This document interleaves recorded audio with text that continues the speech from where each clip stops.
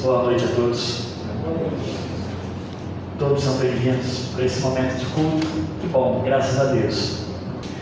Abra suas Bíblias, meus irmãos, por favor, então, do Evangelho de João, capítulo 12, 37 em diante.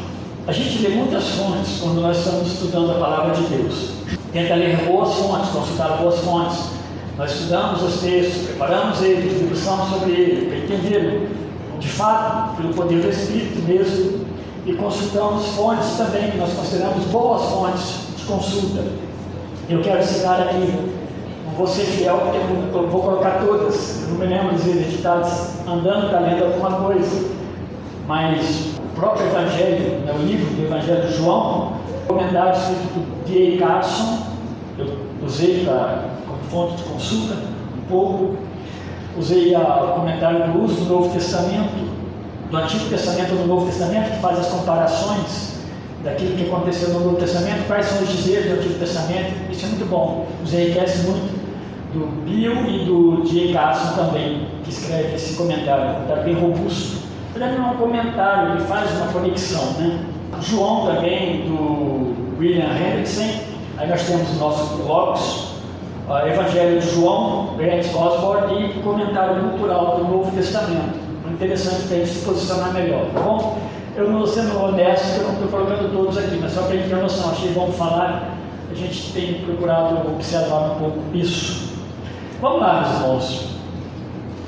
Aí, o título, se pudesse colocar nessa mensagem, às vezes eu não me preocupo tanto com isso, mas às vezes ajuda a gente a entender um pouco todo o contexto.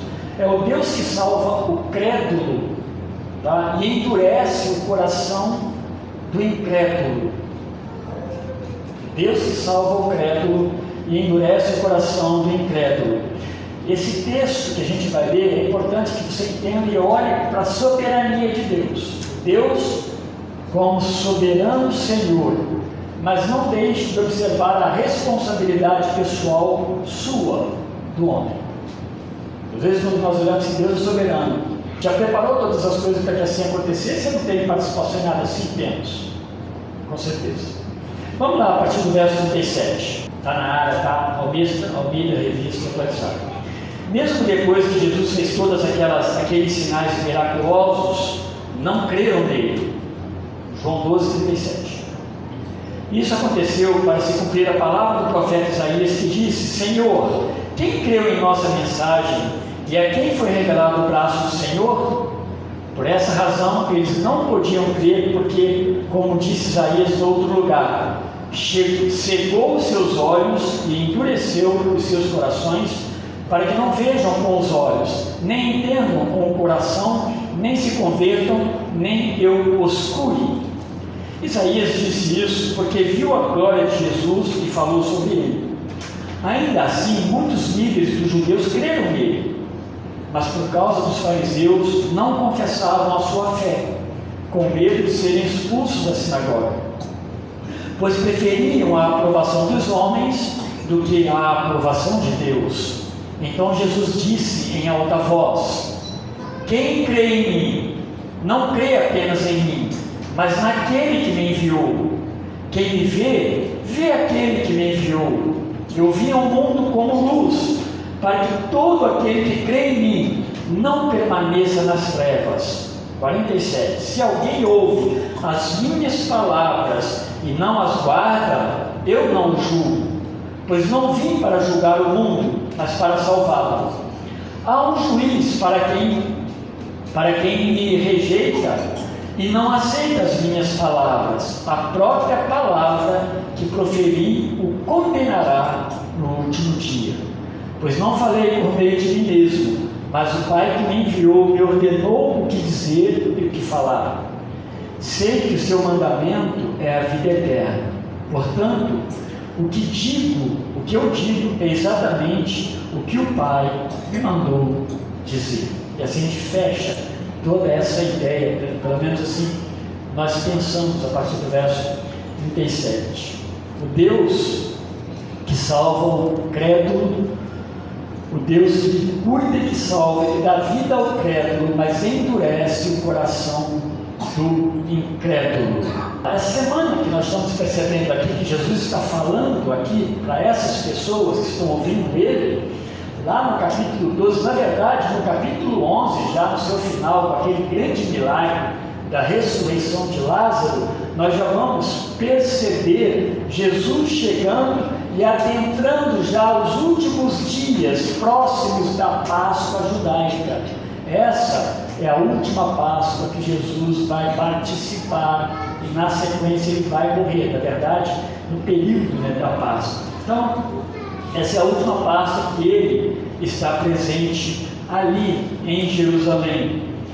E nessa semana da Páscoa judaica, onde Jesus está, e na semana seguinte ele será preso, ele vai ser crucificado, vai ser julgado, crucificado, condenado, crucificado, morto, ele vai ser sepultado, e ele vai ressurgir, e ele vai aparecer para muitas pessoas nesse pequeno período. Lógico, depois que ele ressuscitar, ele permanece 40 dias com seus discípulos, depois ele sobe ao céu. Desde o capítulo 2, então, João ele narra pelo menos 7 milagres. João escolhe como que se escolher esses 7 milagres de Jesus, e ele narra esses milagres que ele chama de sinais. João chama de sinais, tem um propósito para esses milagres que ele chama de sinais. Esses milagres foram realizados, e João escreve dessa forma mesmo, lá em 20:31, para que os presentes, aquelas pessoas que presenciassem aqueles milagres, vendo os milagres, eles crescem em Jesus Cristo. E crendo em Jesus Cristo, eles recebessem a vida eterna. É isso que o capítulo 20, verso 31 fala, 30 e 31, fala disso. Ele explica o propósito do porquê João narra 7 milagres, do capítulo 1 ao capítulo 11, encerrando com a morte de Lázaro e a ressurreição de Lázaro, algo fenomenal que a gente se assustaria vendo nos nossos dias, obviamente. Mas esse relato que nós lemos agora, ele aponta justamente para aqueles que, mesmo diante desses milagres, esses sinais de Jesus, eles não creram em Deus. E essa é a ideia que João quer deixar aqui agora, a partir desse verso 37. Tudo isso aconteceu, houve diversos milagres, inclusive a transformação da água em vinho, por exemplo, a cura daquele homem lá no tanque de Betesda, quando Jesus multiplica os pães e os peixes e alimenta uma multidão, tudo isso o povo viu. Eles falavam entre eles quem era este homem, eles perguntavam: você é o Messias? Você tem parte com Deus? E quando Jesus dizia para os príncipes, dos judeus, que ele tinha sim parte com Deus, ele vinha do céu, então ele era rejeitado, ele teve que fugir diversas vezes para não ser apedrejado por essas pessoas, porque ele dizia ter parte com Deus. Então eles se arrependeram diante desses milagres. Então, a partir de agora, esses sinais que foram feitos, eles cessam nos registros de João. João não registra mais nenhum milagre a partir daqui, do capítulo 12 em diante, não há mais milagre. E aquilo que deveria, meus irmãos, ser óbvio de acontecer, que a gente espera diante, e que o texto do 20:31 fala, que são arrependimentos. Eles precisavam olhar para os milagres e enxergar Jesus como Filho de Deus e o Messias de Deus, que salva o homem do seu pecado. Esse era o propósito.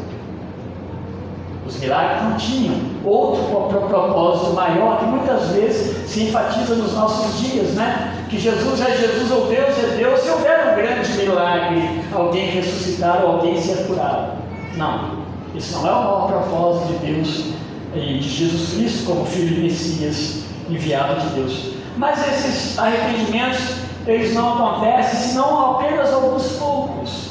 Diz ali que se arrepende, e ainda dentro de um contexto que deixa dúvida sobre esses arrependimentos. Agora, a pergunta seria: Deus falhou em alguma coisa? Porque não houve um arrependimento maciço com a pregação do Senhor Jesus Cristo? E a resposta é óbvia: claro que não. Deus não falhou, nada fugiu dos propósitos e dos programas, dos planos e planejamentos de Deus. João, então, ele está falando dessa incredulidade que não salvou aquelas pessoas a partir do verso 37. Ele está falando dessa incredulidade do povo diante dos grandes milagres e feitos de Jesus.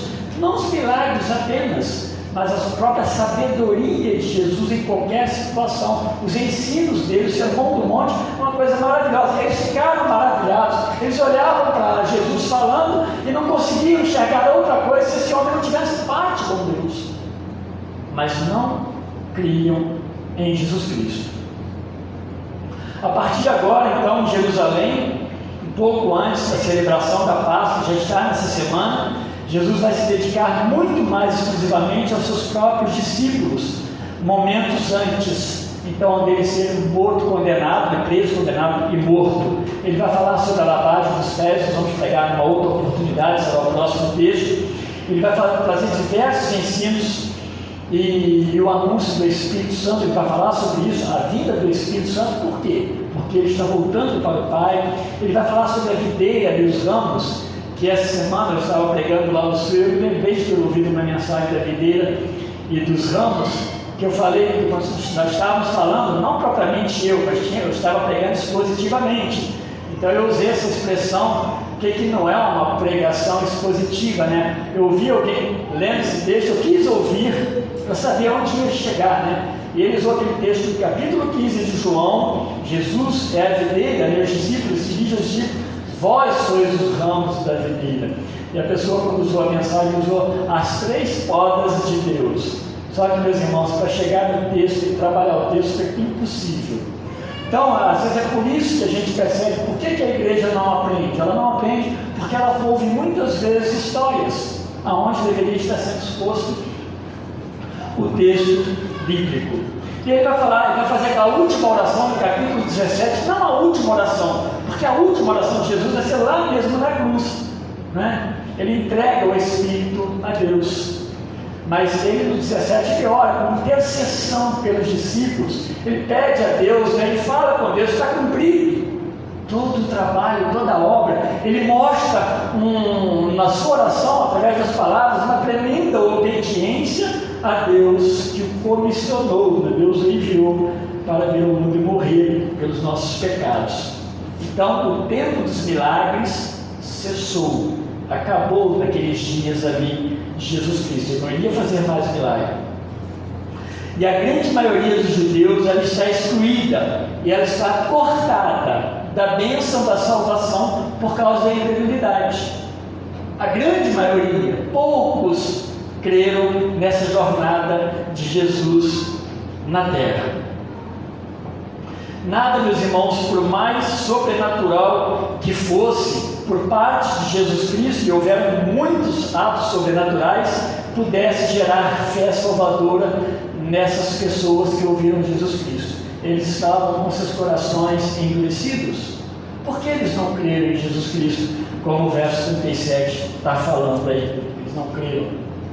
A gente precisa olhar um pouquinho as profecias de Isaías, porque João vai se referir lá atrás, que Isaías falou lá no princípio. Essa descrença desses homens dos dias de Jesus estava anunciada profeticamente por Isaías. Isso iria acontecer, já acontecia nos dias de Isaías. Nos dias de Isaías, quando ele pregou a mensagem de Deus ao povo, o povo agiu com incredulidade. Mas isso não vinha só dos dias de Isaías. Desde o tempo em que Deus forma este povo como povo dele, o povo age com incredulidade. O apóstolo João, ele faz citação de 2 textos exatos lá de Isaías, quando ele fala o verso 38, no evangelho que nós lemos aí, 12:38, e o verso 40, é uma citação exata de Isaías, e ajuda a gente a compreender o contexto que ele escreve aqui. Por que João escreve aqui? A gente precisa olhar para Isaías. O verso primeiro aí, que é o 38, ele refere-se a Isaías 53:1. Pode abrir sua Bíblia. Isaías 53, verso 1. Isaías 53, 1 é o verso 38. Isaías dizendo que no verso 1: quem deu crédito à nossa pregação? Estou lendo Isaías, tá? E a quem se manifestou o braço do Senhor? É a mesma coisa que João escreveu no verso 38. Ele está lembrando, lá de trás. Esse verso, meus irmãos, 53:1, que nós acabamos de ler, ele, por sua vez também, ele está ligado a outros contextos, que diz aí 53, 52, mas o 52:7 é interessante. Ele anuncia o Deus que os resgatou. O 52:7 está falando que Deus resgatou eles. Ou seja, Deus é um Deus cuidadoso, um Deus que cuida, que salva, que liberta, que protege, que guarda o seu povo. Aliás, Deus por diversas vezes ele falou com Moisés que se o povo for obediente, eles serão preservados. Não faltará chuva, não faltará produção, alimento, não faltará água na terra, não faltará bênçãos nas suas vidas. Eles serão como uma nação. E o propósito de Deus não deixará de ser cumprido. E mesmo eles desobedecendo, o propósito de Deus jamais deixa de ser obedecido. Mas olha o que diz 52:7: boas novas de paz e salvação, e diz para Sião: o teu Deus, ele reina. É o Deus vivo que está reinando. E se a gente for um pouco mais cuidadoso, a gente olhar para esse contexto maior do livro de Isaías, a gente pode perceber um pouquinho mais atrás a referência de Deus mandando mensageiros comissionados por Deus para anunciar às cidades de Judá que somente Deus, Ele, é Senhor deles, por direito de criação, por direito de provisão. Deus é o Senhor do céu e da terra, e Deus é o Senhor de Israel. Veja que fala no Isaías 40, está bem perto aí, só para a gente perceber que o anúncio houve mensagem, houve um apelo para que eles se voltassem para Deus e crescem em Deus, para que eles fossem protegidos, para que o inimigo não entrasse, avassalasse sobre suas vidas e não os destruíssem. O verso, deixa eu ler alguns versos 3 e o 9 para a gente não ler todo o texto. Isaías 40:3 diz assim: vós do que clama no deserto, isso é um anúncio, é uma mensagem, é uma proclamação de Deus através de seus servos e do profeta. Vós do que clama no deserto, preparai o caminho do Senhor, endireitai no ermo vereda a nosso Deus. E olha o verso 9, continuando: tu, anunciador de boas novas a Sião, sobe a um monte alto. Tu, anunciador de boas novas a Jerusalém, levanta a voz fortemente, levanta, não temas, e dizes às cidades de Judá: eis aqui está o vosso Deus. Então houve um comissionamento, houve um mensageiro, houve uma mensagem de advertência para aquele povo. Isaías está falando disso. João vai fazer essa referência e vai trazer ela cá para frente para os dias dele. A rejeição então de paz, da mensagem de Deus, de paz vinda de Deus por Israel, que a gente vê aqui no 53:1, nós vimos agora há pouco, aponta então para a continuidade dessa mesma rejeição por parte de Israel pela mensagem de paz e salvação que Jesus está pregando nos dias ali de João, do apóstolo João, 12:37 e diante. A expressão que você vê tanto em Isaías quanto lá em João, com algumas variantes apenas, mensagem e braço do Senhor, tanto no 38 quanto no 53:1, ela tem um sentido da manifestação da mensagem de Deus, obviamente, a mensagem do Senhor, e do poder de Deus em favor do povo. Quando fala braço ou mão do Senhor, está falando do agir de Deus favoravelmente, aqui não com peso sobre o povo, não com juízo, mas a mão favorável de Deus sobre o povo. Mas a questão é que a Isaías 53:1 e João é uma pergunta: quem creu na mensagem do Senhor? Quer ver? Vamos ler aqui no verso 53. Quem deu crédito à nossa pregação? E a quem se manifestou o braço do Senhor? Parece que não tem ninguém. Parece que Deus não agiu no meio deste povo. Parece que Deus não cuidou deste povo esse tempo todo. Parece que Deus não deu paz a este povo.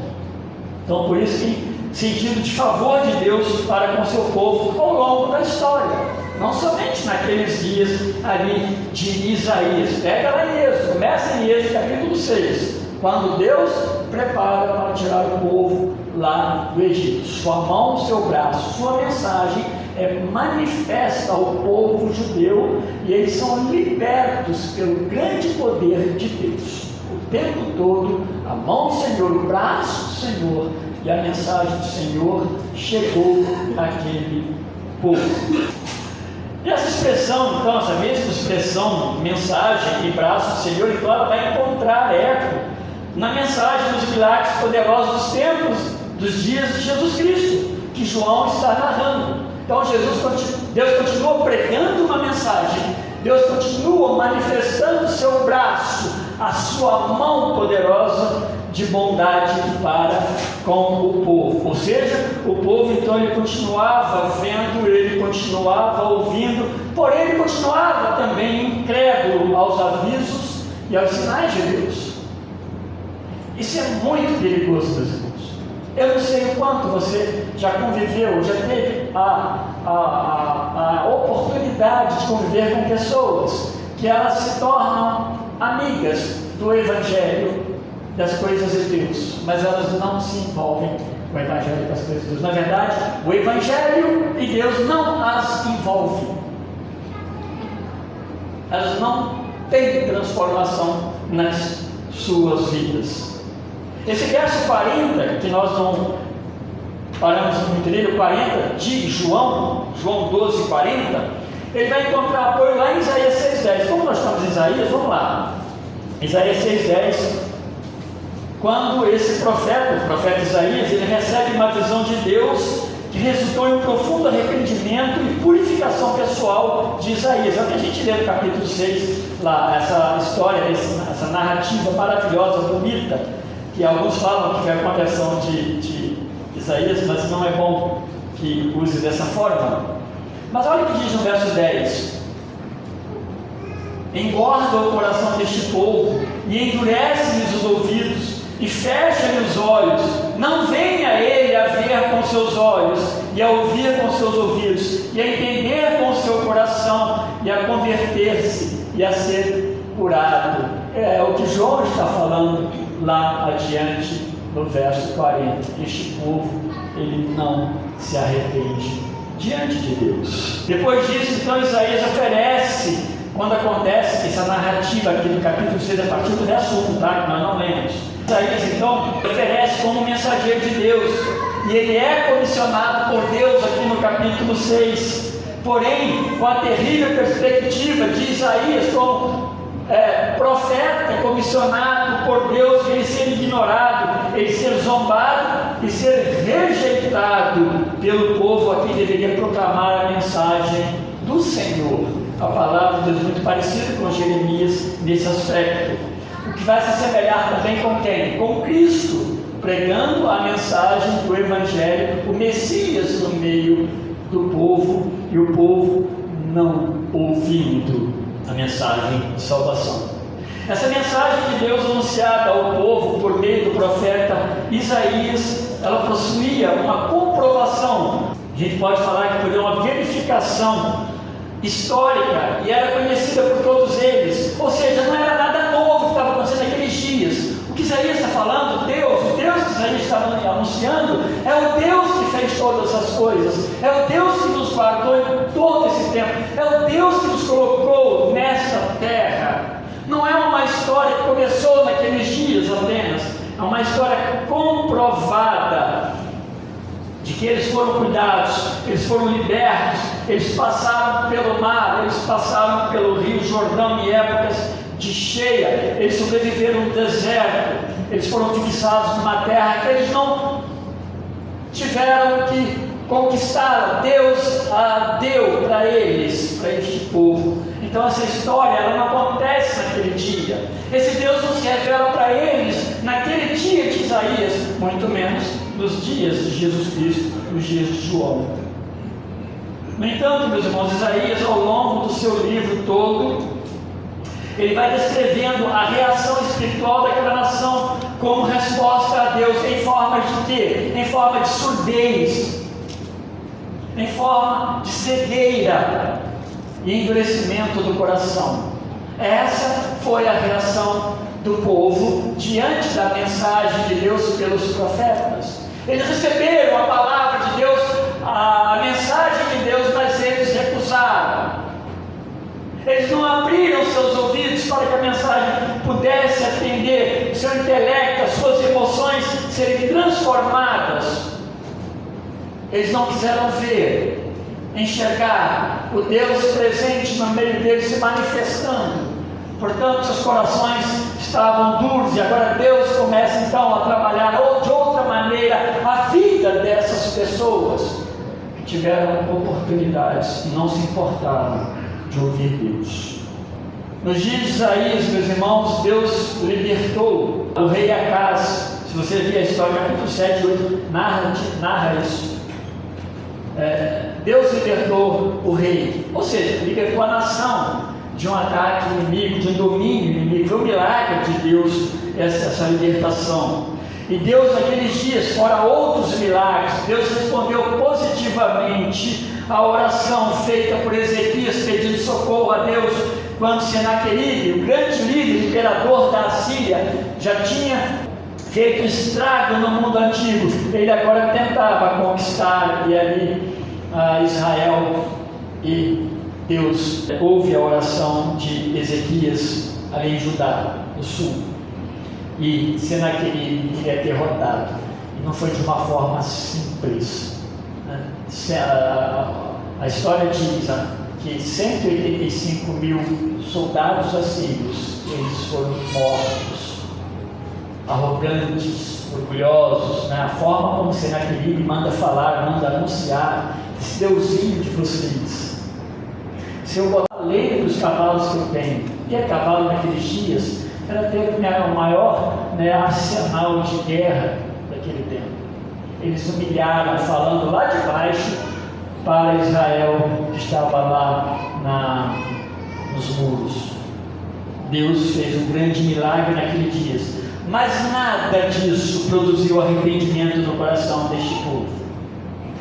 Vale a pena a gente lembrar dessas coisas, porque são muito grandes.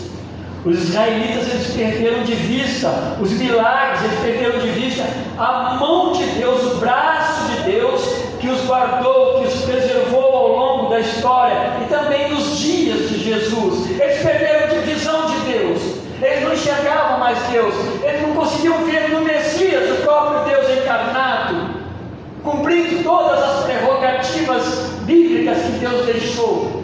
Eles não viam mais.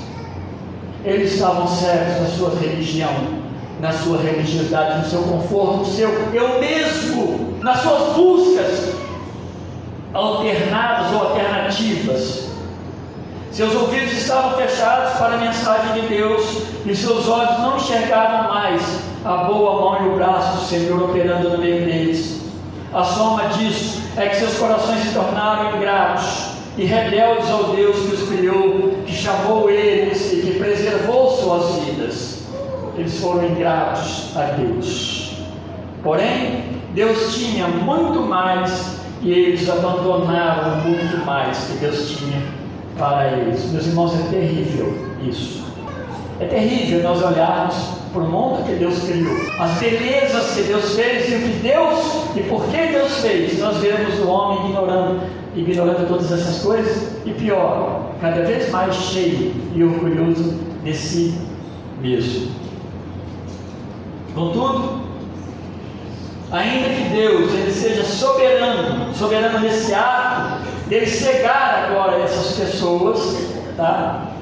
Ele não tira em momento algum a responsabilidade pessoal do homem, de cada pessoa, mesmo recebendo de Deus todos os benefícios presentes e promessas de cuidados futuros. Esses homens agiram com um não para o Senhor. Eles viraram as costas para Deus. Deus não se entristeceu com isso, ficou lá chorando, né? Poxa, Deus sabe quem são os seus.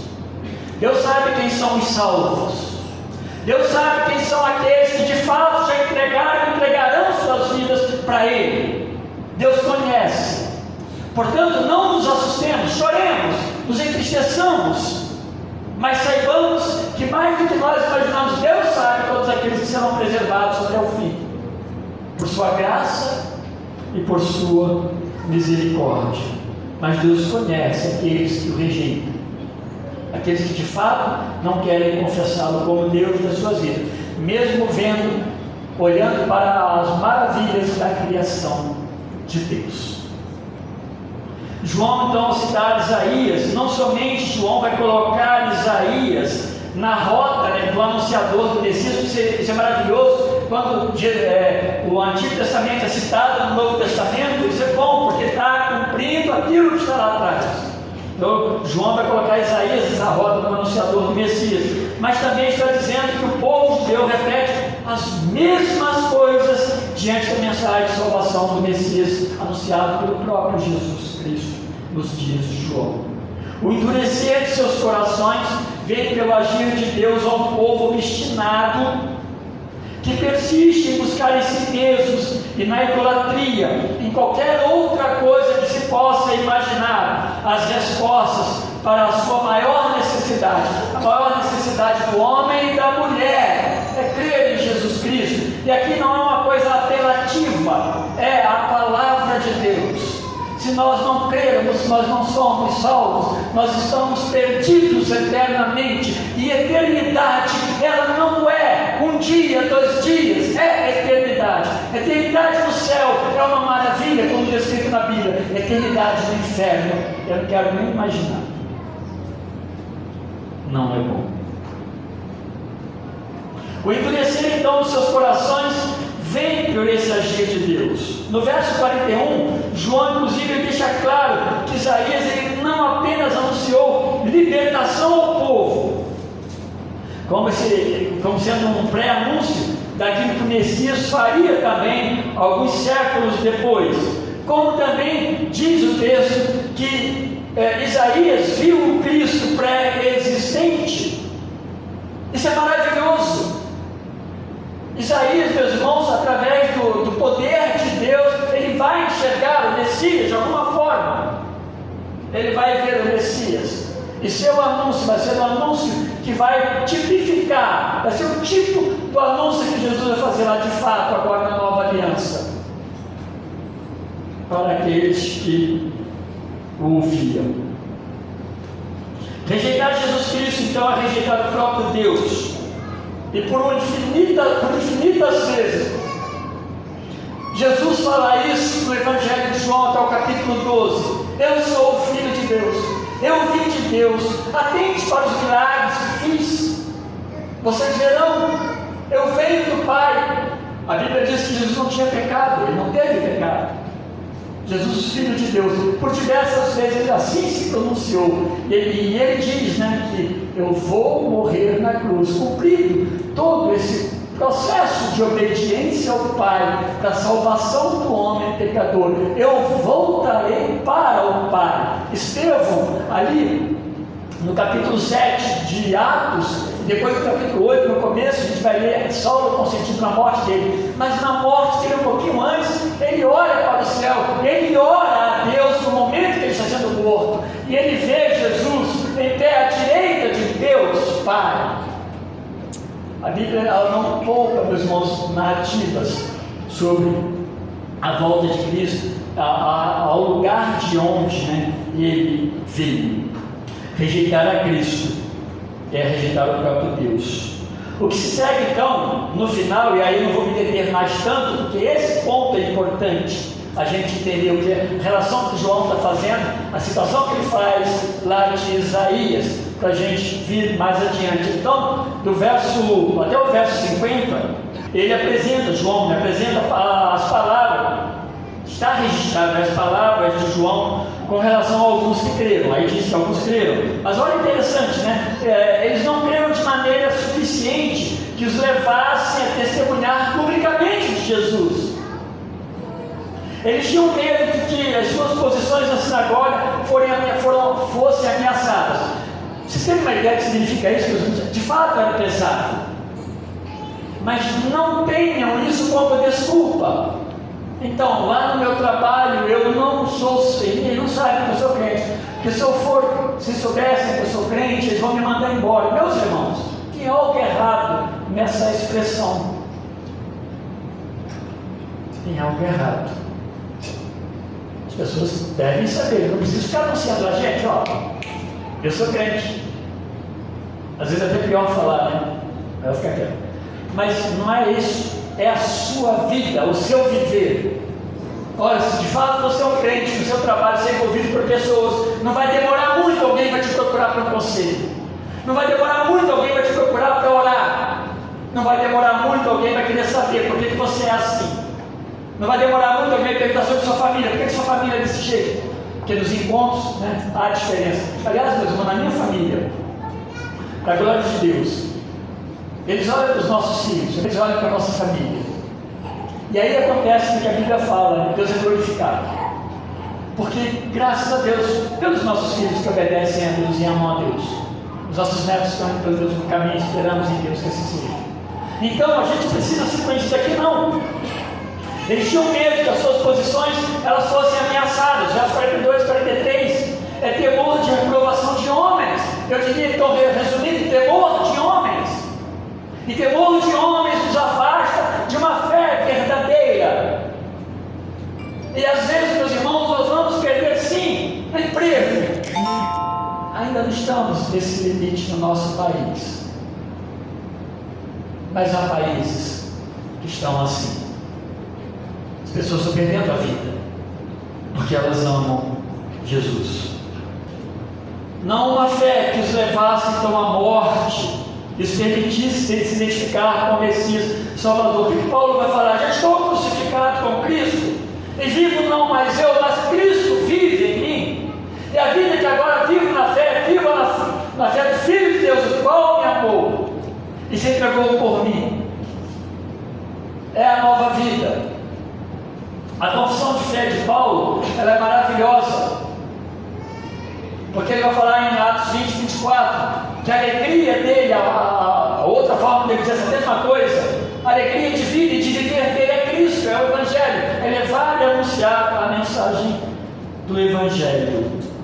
Diante de tudo isso, Jesus adverte, e com alto clamor aí no verso 44, você pode ler, que quem cresce nele estava crendo também no Deus de Israel, o Deus que eles tanto falavam, que os chamou, que os formou, que os preservou, como eu já disse, e que enviou o Messias, o servo sofredor de Isaías 52 e 53, o servo obediente, está aqui se revelando no Evangelho de João.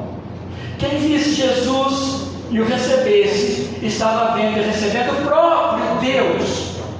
Então, mais ou menos isso. Que fique muito claro para vocês, judeus, o tempo todo eles ouviram isso. Para finalizar, então, para o final, fazer apenas um resumo, Jesus ele vai destacar 3 pontos importantes, pelo menos para conseguir enxergar, meus irmãos, nesse texto final aí. Deveria ser recebido neles, percebido na vida deles, pelos judeus ali. Eles precisavam olhar para Jesus e perceber essas coisas que Jesus fala aqui, como o Messias enviado por Deus para libertá-los da condenação dos seus pecados. Primeiro, verso 46, ele diz que ele é a luz do mundo. E agora ele está fechando, João está fechando aquilo que aconteceu, a história, desde a de Isaías, a pregação, a anunciação, a rejeição, o endurecimento. Ele diz aqui, olha, eu sou a luz do mundo. Ele vai dizer, quem crer nele não vai permanecer em trevas, verso 46. Desde o início Jesus vai falar que ele é a luz do mundo. Se você pegar João 3, os versos 18, 19, pode pegar até um pouquinho antes, ele vai falar que a condenação deles estava justamente no fato de que ele é a luz e eles rejeitaram a luz e preferiram as trevas do que a luz. Meus irmãos, isso é terrível. Isso é terrível. É para nós olharmos e chorarmos nos nossos familiares, chorarmos pelos nossos vizinhos, pelas pessoas que nós conhecemos e não conhecemos. Ontem me deu uma tristeza profunda, que eu não sei mentir, eu e Valéria. Quando eu recebi no grupo de pastores uma informação de que uma mãe ontem matou o seu filho de 6 anos lá no norte do Brasil. Eu não vi, essa notícia está corrida até aí nos meios, eu não sei ela por completo, apenas vi. Matou, degolou, estava com a cabeça no seu colo, uma criança de 6 anos. Meus irmãos, é para chorar mesmo, é para a gente ficar triste, porque isso é resultado de rejeição a Deus. Hoje eu falava na classe de membresia que rejeitar a Deus, meus irmãos, é algo quase que, para muitos, imperceptível. Vai se vivendo, mas alguns rejeitam claramente, e alguns rejeitam porque de fato eles não persistem, não confiam em Deus que os preserva. Nós vimos isso hoje de manhã ali em Hebreus. No Deus que os preserva, que cuida, que tem algo muito maior para as suas vidas. Ele é a luz, verso 46, verso 47. Ele é o salvador da alma do homem. E Jesus aí diz, nós precisamos notar isso aí, tá? Jesus disse que ele veio para salvar e não julgar, porque ele veio primeiramente para salvar o homem dos seus pecados, porque essa foi a missão de Jesus, salvar o homem do seu pecado. E aí, a mesma palavra que anuncia a salvação e o mesmo Messias que salva o homem do seu pecado, também os que não creem estão condenados, por não crerem na palavra de Jesus Cristo. E no verso 50, ele fala então que ele é a vida eterna, ele dá a vida eterna, ela é ofertada por Deus, mas ela está em Cristo. Se nós queremos falar de vida eterna, nós precisamos passar por Cristo. Não há vida eterna sem Cristo. Há salvação plena em Cristo, mas há um juízo, que ele diz também na sua mensagem. Ou seja, essa mesma palavra que proclama vida, benevolência e perdão para o que crê, ela proclama condenação e ira de Deus para o incrédulo. O verso 39, se deu uma volta aí para a gente não deixar de passar. A palavra que traz salvação, a palavra anuncia também a condenação dos incrédulos. Mas olha o 9:39 que ele diz, para finalizar, eu vou só fazer uma aplicação. Prosseguiu Jesus: eu vim a este mundo para juízo, a fim de que os que não veem vejam, e os que veem se tornem cegos. Quando você vê o milagre daquele homem cego de nascença, do capítulo 9 de João, aquele homem, ele creu em Jesus. As pessoas que estavam ao redor dele, os pais ficaram com medo dos líderes da sinagoga. Os líderes disseram que ele era uma pessoa anormal e que, portanto, por ele crendo que ele estava crendo, ele seria expulso da sinagoga, como foi expulso da sinagoga. Aquelas pessoas viram tudo isso acontecendo, viram um homem cego de nascença e chegaram, mas não creram. Finalizando então, meus irmãos, pensando numa aplicação, essas palavras são as palavras finais de Jesus para aquele povo naqueles dias ali, que obviamente a palavra de Deus é aplicável aos nossos dias plenamente. Como nós já passamos, dissemos algumas vezes, ele agora se apressa em seguir para a cruz, ele agora vai consumar o plano total de redenção determinado eternamente por Deus Pai, lá antes de todos os preceitos diários. Eu quero lembrar, terminando então, o que Deus tem mostrado para nós. Ele continua sendo o mesmo Deus que criou-nos sem pecado. E mesmo diante de nossa transgressão, transgredir é desobedecer, não só desobedecer, mas praticar aquilo que é contrário ao que Deus deseja que nós façamos. Então se constitui pecado, a gente transgride a lei de Deus. Ele continua sendo o mesmo Deus que nos criou. Mesmo diante da nossa transgressão, Ele deu a oportunidade para nós de nos arrependermos. E esse tempo de arrependimento, ele está caminhando para o fim. Porque o mundo está caminhando para o fim. Veja como o mundo está caminhando. Ele não está caminhando para uma ascensão moral, uma melhoria moral. Não. O mundo está numa decadência moral, ao ponto que vai chegar um dia em que Deus porá fim a todas as coisas segundo a sua palavra. O mundo talvez esteja caminhando por uma beleza exterior, uma plástica, mas moralmente apodrecido, corrompido, totalmente pervertido, mal. O mundo hoje ele faz leis pecaminosas. Que mundo é esse? Então ele está caminhando para esse mal. Esse tempo está chegando e caminhando para o fim, esse fim de Deus que nós não sabemos.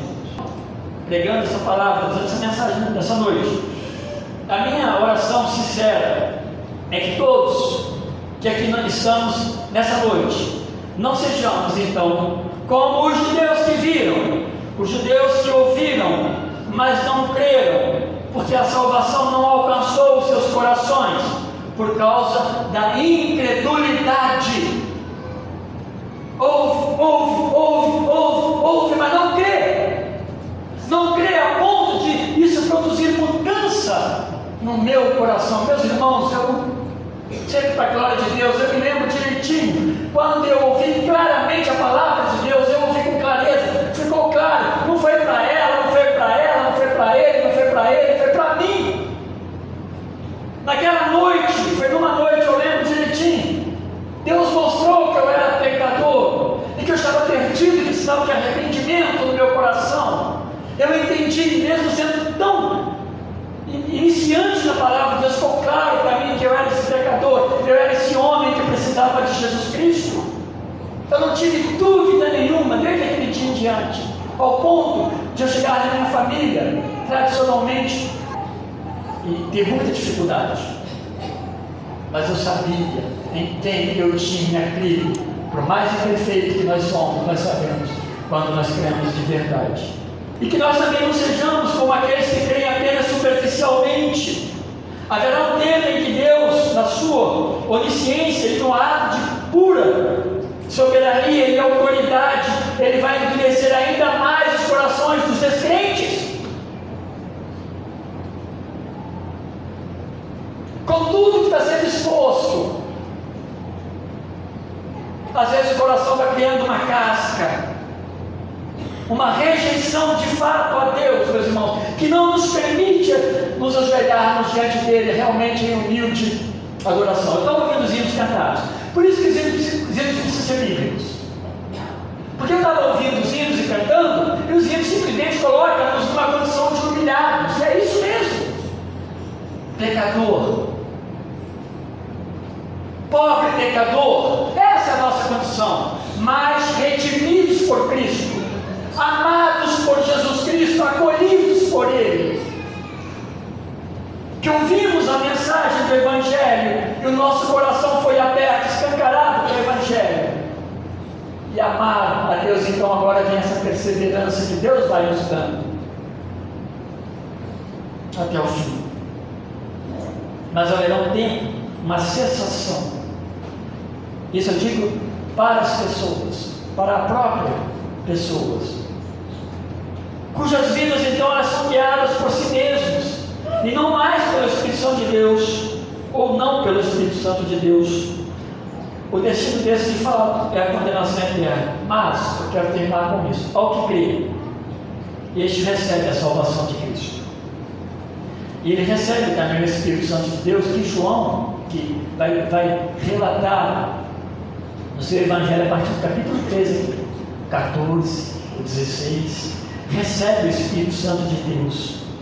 Efésios 1, capítulo 1, verso 13, recebemos o Espírito Santo de Deus. Isso é uma verdade, mas diz que tem paz com Deus dos seus corações e tem a vida eterna como promessa de consolo.